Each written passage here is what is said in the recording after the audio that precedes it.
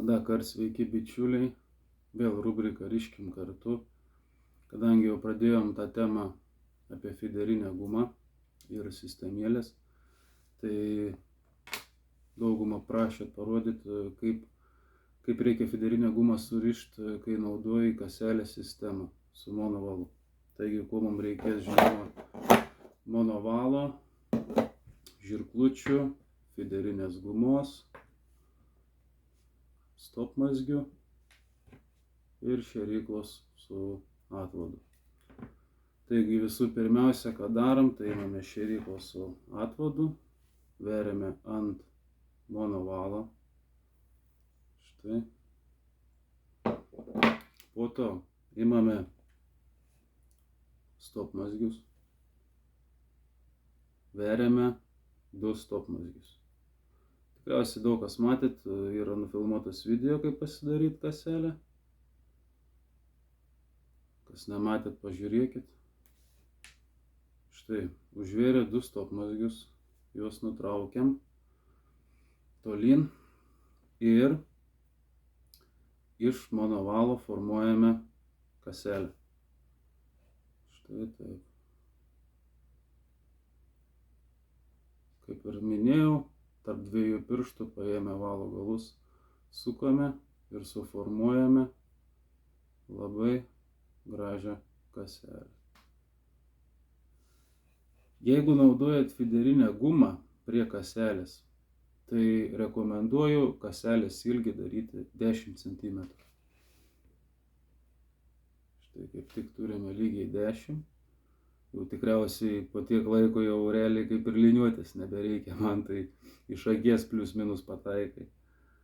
Tai ką, padarome kilputę, prakišame kaselę 2 kartus. Štai taip. Dar pasimatuojam. Tai turime 10.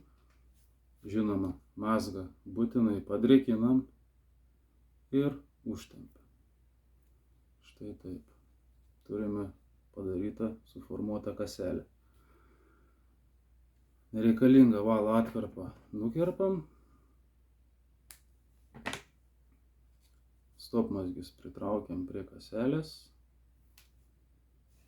Štai taip. Na ir dabar esminis dalykas, kaip prie kaselės bent jau aš rišu fiderinę gumą. Šiaip labai retai, kada naudoju fiderinę gumą žvejojant su kasele. Geriausia sistemėlė, tai kurią rodžiau prieš tai, su pintų valu. Taigi imame fiderinę gumą. Šiuo atveju tai yra 0,45 mm storio. Per kaselės kilputę prakišame fiderinę gumą.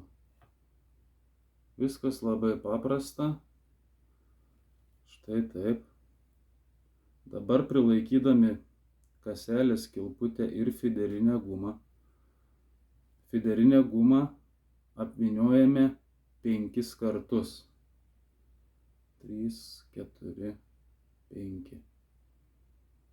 Štai taip.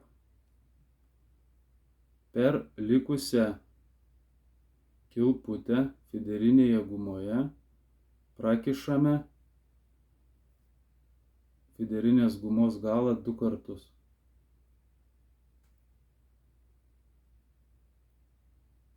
Štai taip.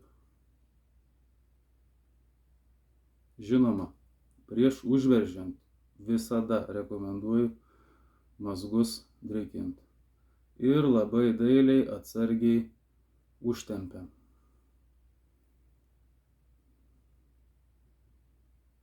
Žinoma, galima ir biškį dantukų pagalba, jeigu turit sveikus dantis. Štai taip. Kita rekomendacija, fiderinės gumos galą nekirpkit prie pat. Rekomenduoju palikti apie 0,5 cm ilgio galiuką. Štai taip. Nes užkibus žuviai, žuvis gali stipriau timptelt ir jūsų mazgas gali labai lengvai atsirišti. Bet jeigu paliksit, puikiausiai štai, jokių problemų. O šitas galiukas paliktas tikrai netrukdys jūsų žūklį.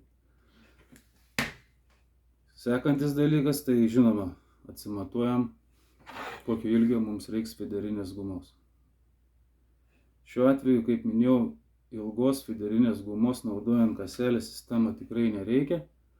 Tai maksimum aš naudoju 5 cm ilgio fiderinę gumą.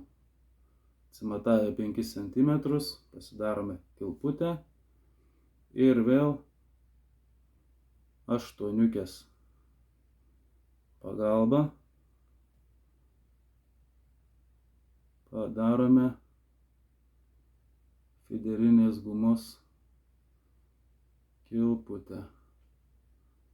Aišku, yra biški sudėtinga, nes yra labai trumpa fiderinė guma. Štai taip suformuojame 8, vėl imame užtempėję, kaip rodžiau praeitam video,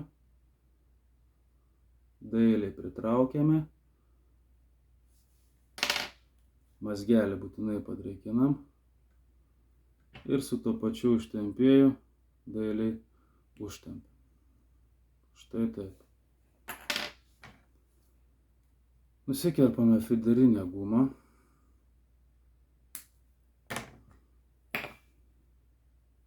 Na ką, ir viskas. Žinoma, prie šitos kilputės kabiname paruoštą kabliuką su pavadėliu. Pritraukiame šėryklą. Ir štai, turite puikiai paruoštą sistemėlę su kasele ir feedergam. Tai ką, bandykit, gaminkit. Nei vienas negimėm su mokslu, bet stengiantis ir treniruojantis tikrai viskas yra įmanoma ir manau tikrai viskas jums pavyks. Tai ką, iki bičiuliai, susitiksim kitose video. Iki.